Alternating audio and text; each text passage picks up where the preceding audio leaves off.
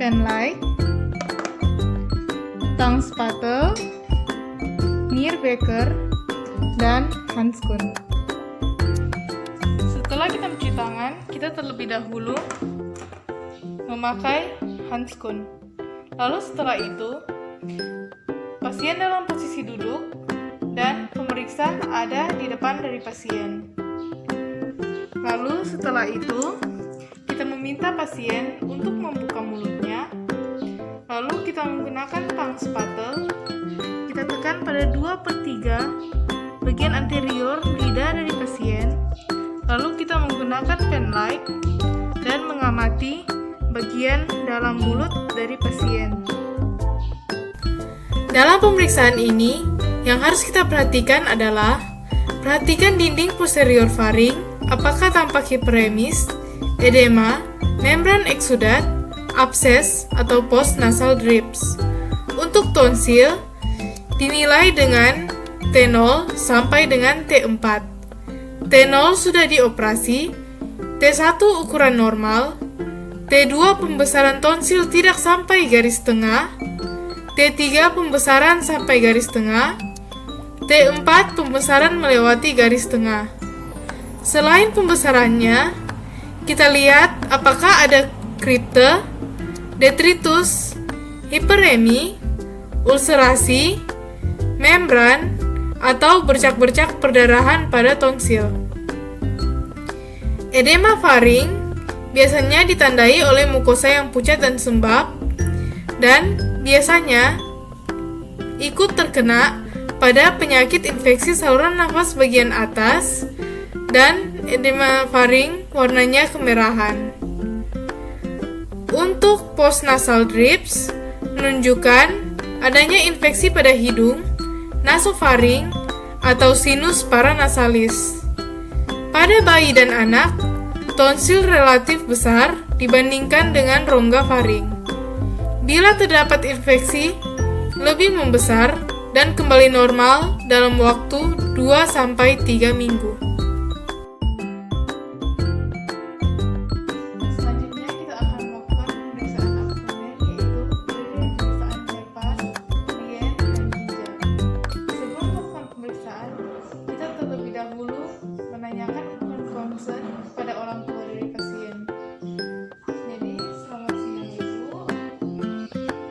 Sekarang saya akan melakukan pemeriksaan pada bagian daerah perut dari adik. Nanti adik akan membuka bagiannya sedikit. Lalu saya akan memeriksa bagian perut dari adik. Nanti saya akan meraba-raba sedikit bagian perut dari adik dan akan menggunakan stetoskop untuk memeriksa bagian perut dari adik. Jadi apakah Ibu siap? Apakah Ibu ada pertanyaan? Setelah itu, sebelum kita memulai pemeriksaan, kita harus terlebih dahulu mencuci tangan dan menggunakan handscoon. Kita mencuci tangan dan menggunakan handscoon. Pertama-tama pemeriksa ada di sebelah kanan dari pasien.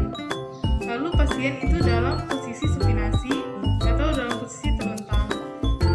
Setelah itu, kita minta pada pasien untuk membuka bajunya sedikit dan memperlihatkan bagian perut dari pasien atau bagian abdomennya.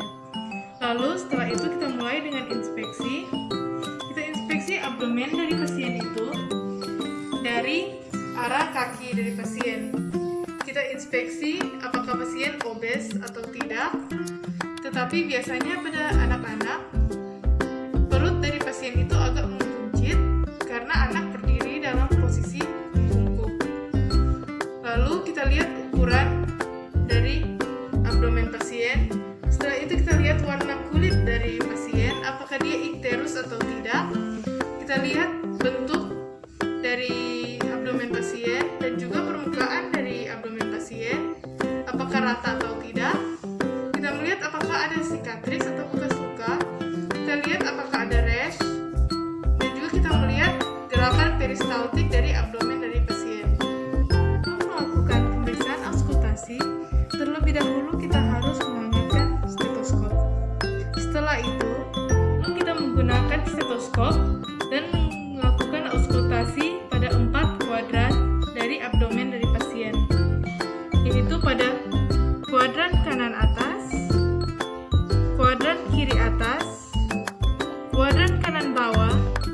dan kuadran kiri bawah. Pada auskultasi ini, kita akan mendengarkan bising usus dari pasien, juga suara peristaltik dari pasien, yang biasanya pada anak normalnya itu 10-30 detik. Lalu kita akan mendengar apakah ada bising konstriksi arteri renalis, itu biasanya pada pasien hipertensi. Melakukan auskultasi, kita lakukan perkusi pada abdomen dari pasien. Perkusi pada bagian abdomen dari pasien itu sama dengan perkusi pada bagian toraks dari pasien, tetapi penekanannya itu lebih ringan dan ketukannya itu lebih perlahan. Pertama-tama kita melakukan perkusi dari epigastrium secara siksa ke bagian bawah dari abdomen secara perlahan.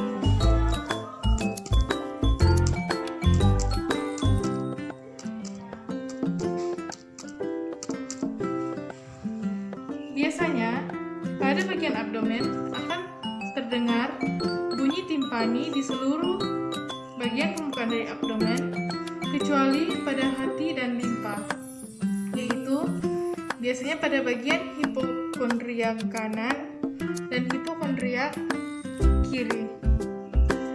Lalu, perkusi juga dapat mendeteksi apakah ada azites pada pasien, yaitu shifting dullness. Pertama-tama kita perkusi dulu dari bagian tengah ke bagian lateral dari pasien, ke kanan dan ke kiri. Setelah itu kita meminta pasien untuk sedikit mencondongkan tubuhnya ke bagian kiri. Lalu kita perkusi lagi. Apakah ada perubahan suara dari pekak ke timpani atau tidak? Kalau misalnya ada perubahan suara, berarti adanya cairan yang ada dalam abdomen dari pasien. Lalu, untuk perkusi, kita juga dapat mengukur batas-batas dari hepar dan lien, yaitu dengan cara perkusi dari mid clavicula. Dari suara sonor, kita dapat mendengar dari perubahan suara sonor ke pekak.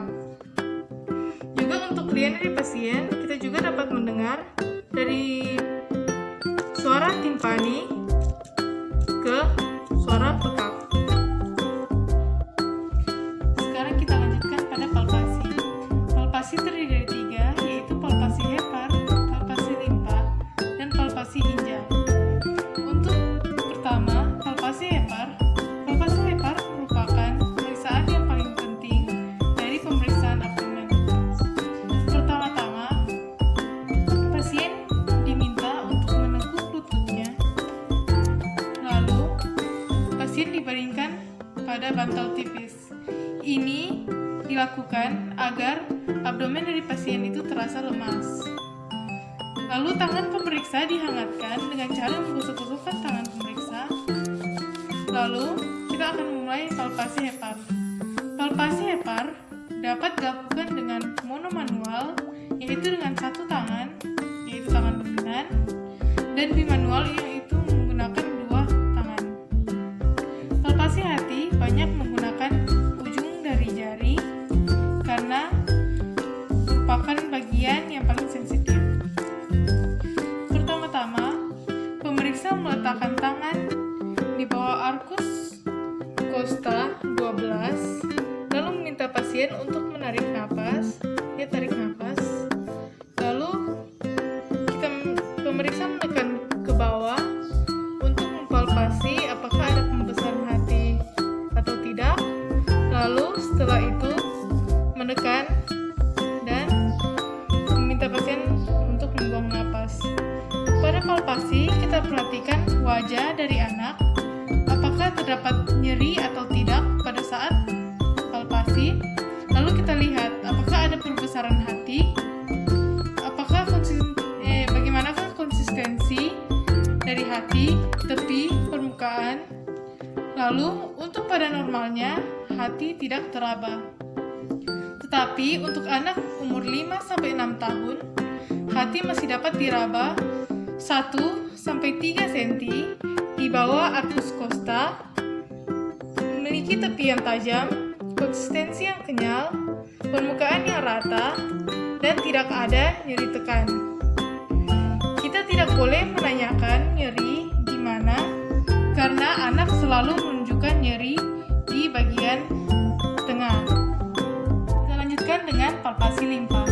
Palpasi limpa hampir sama dengan palpasi hepar, yaitu dengan cara monomanual dengan satu tangan atau bimanual.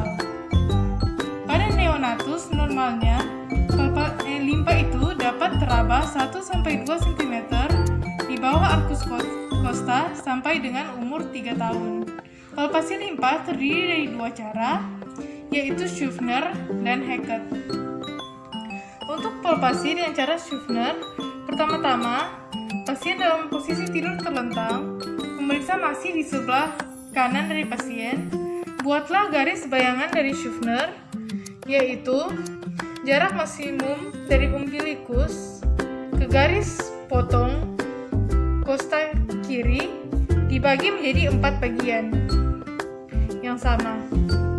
Garis ini diteruskan ke lipat paha kiri, juga dibagi menjadi 4 bagian yang sama. Bila terdapat perbesaran dari limpa, dengan kita melakukan palpasi, yaitu palpasi dari lipat paha kanan bagian bawah, lalu kita palpasi perlahan ke atas. Caranya sama dengan palpasi hepar, yaitu minta pasien untuk inspirasi terlebih dahulu, lalu kita melakukan palpasi. Kita palpasi secara perlahan.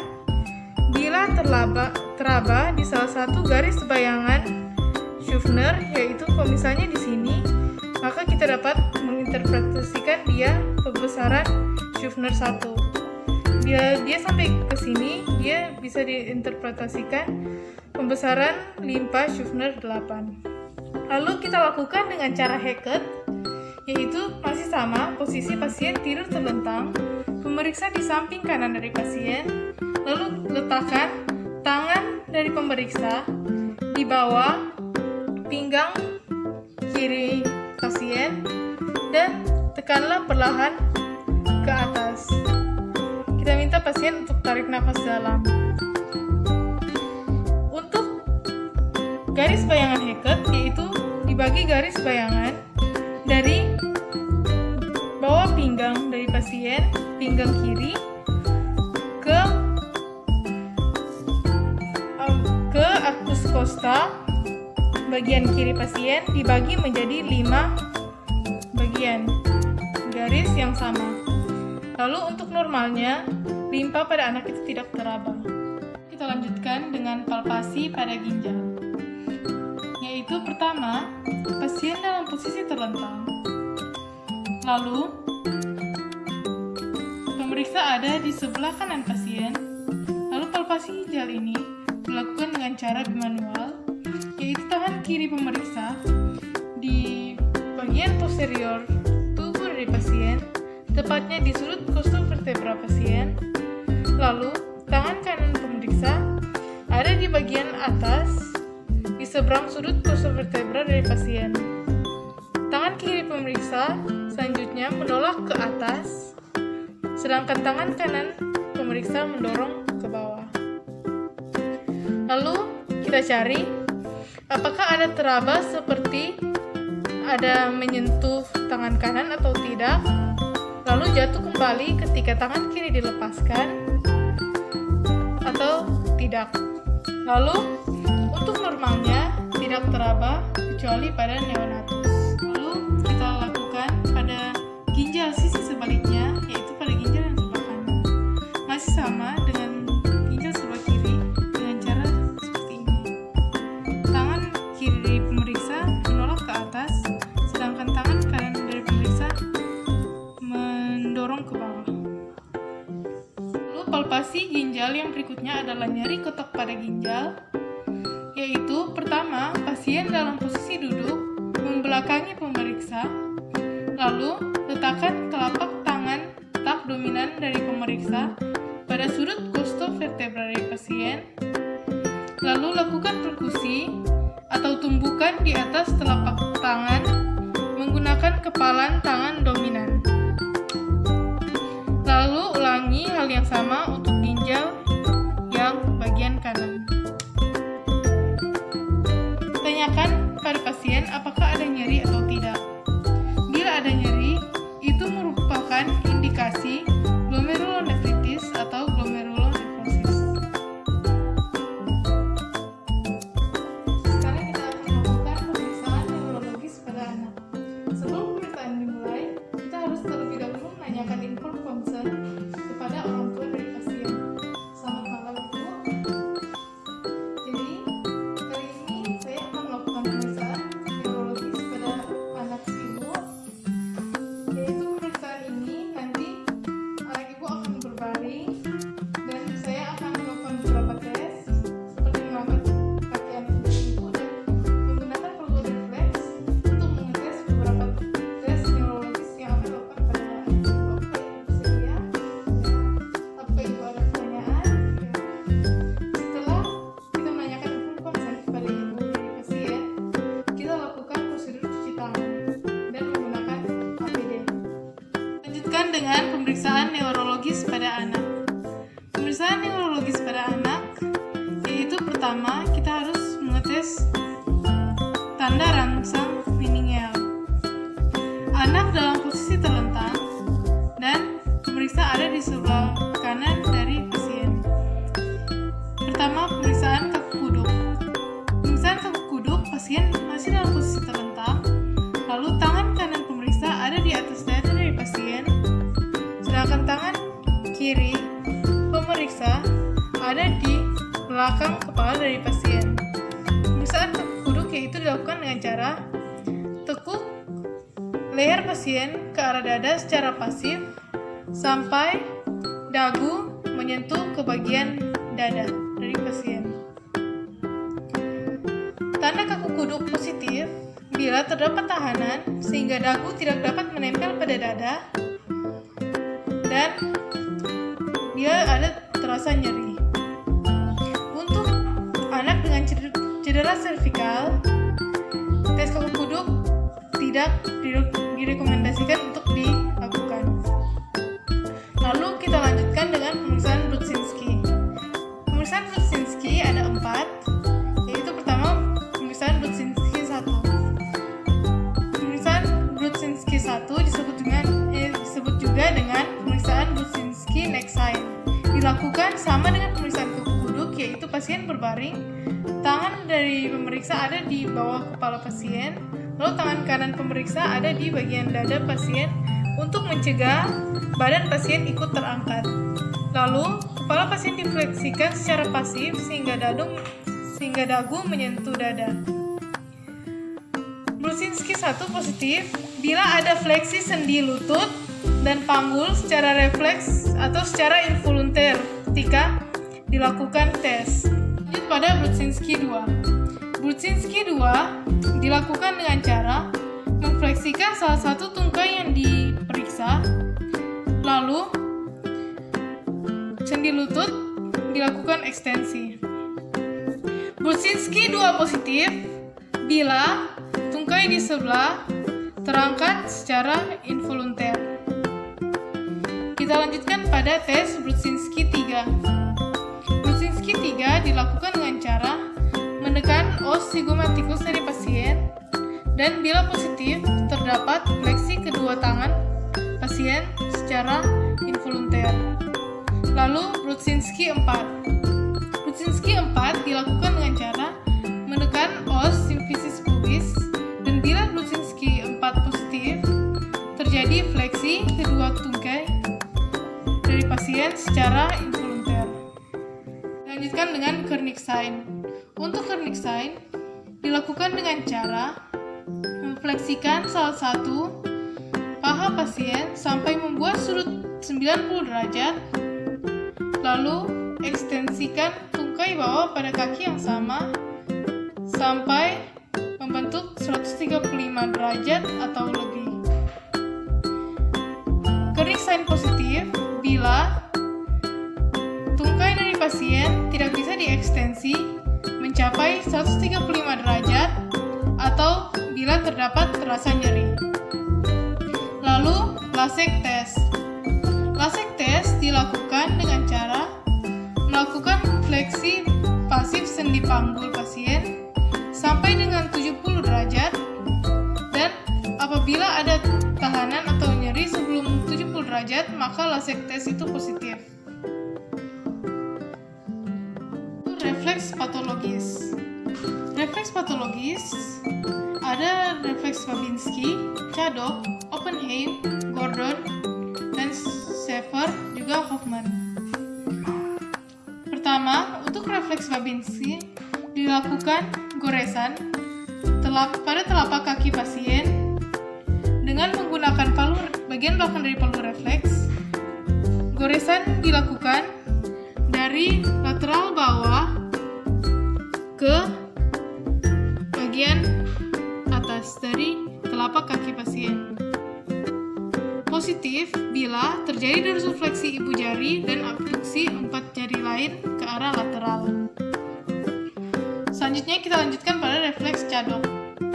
Refleks Chaddock dilakukan dengan menggores bagian bawah malleus lateral dari pasien, lalu digoreskan ke arah atas ke bagian dorsal kaki dari pasien. Chaddock positif bila terjadi dorsifleksi ibu jari dan abduksi keempat jari kaki yang lain ke arah lateral sama dengan Babinski. Lalu refleks Oppenheim. Refleks Oppenheim dilakukan dengan menggunakan kedua sendi intervalang pemeriksa, yaitu jari telunjuk dan jari bagian tengah, lalu digores sepanjang os tibia dari proksimal ke distal. Oppenheim positif bila terjadi refleks sama dengan Babinski dan Chaddock. Lalu refleks Gordon. Refleks Gordon dilakukan dengan meremas dengan kuat musculus gastrocnemius dari pasien, dan Gordon positif dia terjadi respon yang sama dengan Babinski dan Chaddock. Lalu refleks Schaeffer. Refleks Schaeffer dilakukan dengan meremas tendon Achilles dari pasien dengan kuat. Schaeffer positif bila terjadi gerakan yang sama dengan Babinski dan Chaddock. Lalu, tes Hoffman. Tes Hoffman dilakukan pada pasien dengan posisi yang duduk, lalu kita menggores jari kedua dari pasien ke arah bawah, dan tes Hoffman positif bila jari ketiga dan ibu jari pasien terlihat seperti fleksi. Refleks fisiologis. Untuk refleks fisiologis, kita akan melakukan dua refleks fisiologis, yaitu refleks pada bisep dan refleks pada patella. Refleks fisiologis dilakukan pasien dalam posisi duduk, lalu pada refleks bisep, ibu jari pemeriksa ada di bisep dari pasien, lalu menggunakan palu refleks kita ketuk, maka akan terjadi fleksi pada lengan bagian bawah. Lalu untuk refleks pada patella, posisi kaki pasien itu menggantung, lalu kita ketuk pada tendon patella dari pasien, maka akan terjadi ekstensi pada tungkai bagian bawah. Selanjutnya adalah pemeriksaan PGCS atau Glasgow Coma Scale Pediatry. Adalah teknik yang sama dengan Glasgow Coma Scale yang digunakan untuk menilai kesadaran pasien dewasa, tetapi banyak penilaian untuk pasien dewasa tidak sesuai untuk bayi, maka skala telah dimodifikasi sedikit. PGCS juga terdiri dari 3 tes, yaitu mata, respon verbal, dan motorik. Untuk respon mata, dengan nilai tertinggi yaitu 4 pada bayi ketika mata terbuka secara spontan tanpa perlu diperintah, juga sama pada anak. Lalu, untuk respon yang 3, pada bayi mata terbuka ketika diberi respon suara. Lalu untuk anak juga diberi respon suara ketika nama anak dipanggil. Lalu untuk skor 2, pada bayi respon ketika ada rangsangan nyeri. Pada anak juga respon ketika ada rangsangan nyeri, diberi stimulus nyeri, contohnya pada bagian sternum, ditekan, lalu juga pada jari-jari bagian kuku. Lalu untuk nilai terendah yaitu 1, bila mata tidak membuka atau tidak ada respon sama sekali, sama pada bayi dan anak. Selanjutnya respon motorik dengan nilai tertinggi yaitu 6 pada bayi jika bayi bergerak tanpa perlu diperintah. Pada anak, bila anak bergerak jika diperintah, misalnya pemeriksa menyuruh anak untuk mengangkat tangannya, lalu anak mengangkat tangannya. Selanjutnya, skor 5 motorik pada bayi yaitu ketika disentuh, bayi akan menghindar, sedangkan pada anak, ketika diberi rangsangan nyeri, anak dapat mengetahui di mana sumber dari rangsangan nyeri tersebut.